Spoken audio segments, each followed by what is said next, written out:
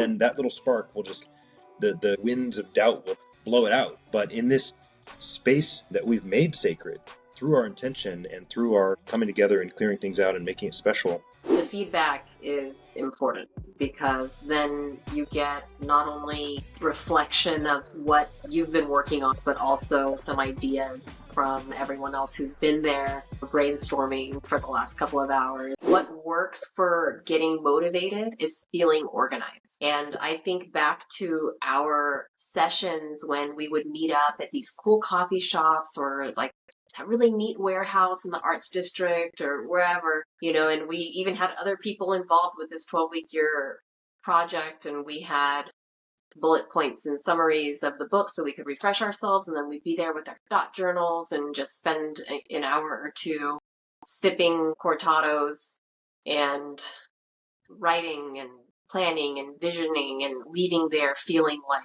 I read my goal today, I stated my goal today. And those sessions made me feel really motivated to be surrounded by other people who were chasing the same high of goal setting and goal achievement. I can actually feel the scene, being in these high ceilinged warehouses that are decked out in industrial chic, and there's always a nice espresso machine going in the background and baristas with little mustaches, and we had all our color pens and highlighters and post-it notes, and we had space on these huge tables to write and draw and leave or go outside or take a phone call or whatever. It was just freedom and creativity, and that felt really motivational for me. I think I'm remembering the exact same scene because it wasn't downtown, and this was like this beautiful place.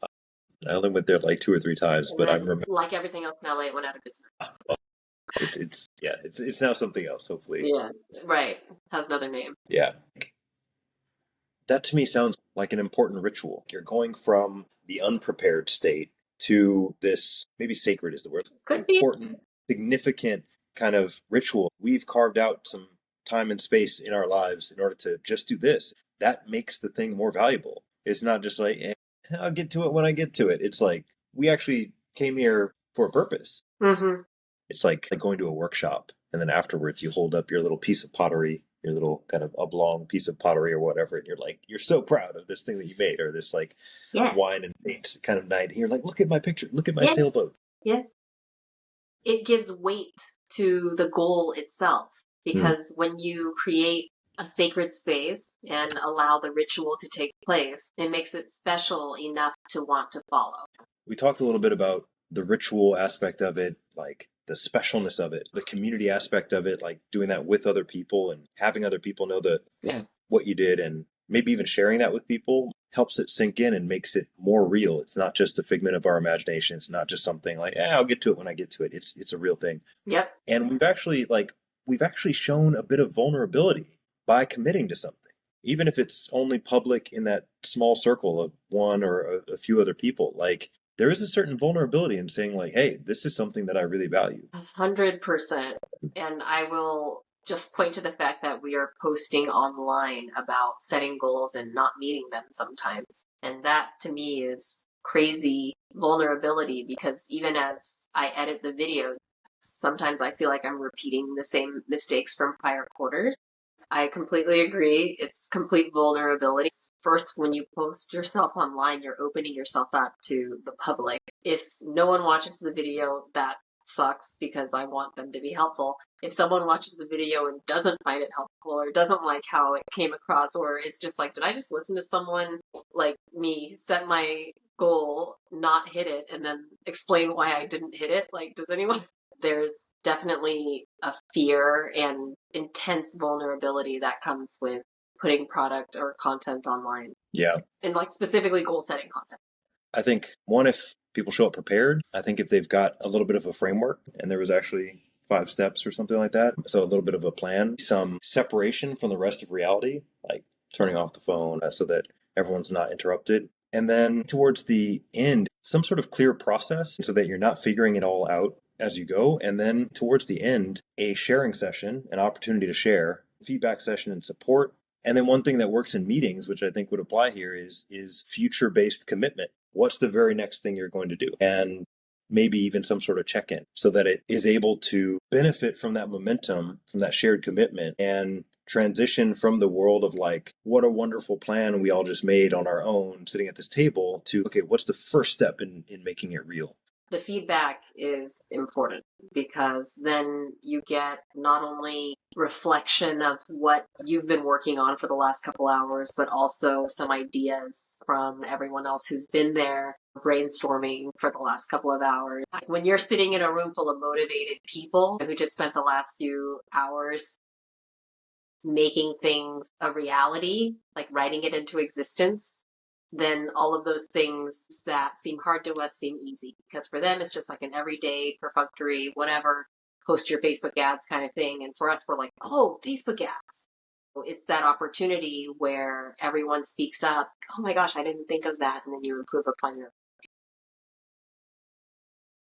Everyone manifesting, everyone vibing off each other. Speaking to the point about vulnerability earlier, there's a vulnerability process, like showing myself and being a little bit vulnerable and then finding acceptance. And I'm like, oh, that's so great. It's such a wonderful feeling to show a little bit. And then people are like, yeah, I'm into it. Like, you're welcome here. And then you feel kind of part of that community. You feel kind of reinforced and supported. And I think that that combined with sharing something about what you want to make real, sharing this little micro manifestation, that is the first process of making something real. That's the wonderful thing that we have as humans. We turn our whims into actual happenings in the world. And so this is one of the first steps of reinforcing it. And I'm imagining it almost like a little spark. And it's just a little guy. It's just a little, spark or flame or something like that. And it's like we're giving a little bit of fuel and giving it a little bit of shelter so that it can grow. And we're the other people are infusing their energy into it or something to actually give it a shot. And then it's kind of bright enough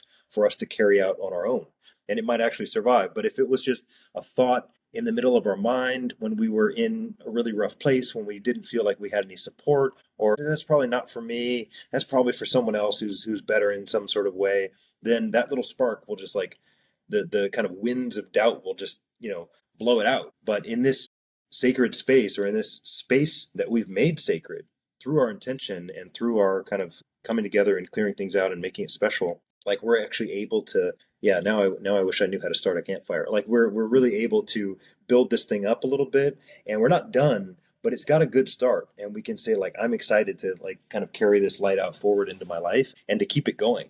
It's interesting to think of it as something living, because something living can die. Like there's times when if you get some momentum and you get some energy and you get some motivation, you should leap on it. Where there's something like a facilitator or someone who's slightly more familiar with the process, let's say, and then they're able to show and help give everyone permission and help everyone not take it too seriously and things like that, and provide some guidance. And then people kind of dip out into their private time, their private thinking time, where they can kind of be with themselves, and then they rejoin, and then they dip back out to individual and they rejoin. A basic agenda is really important.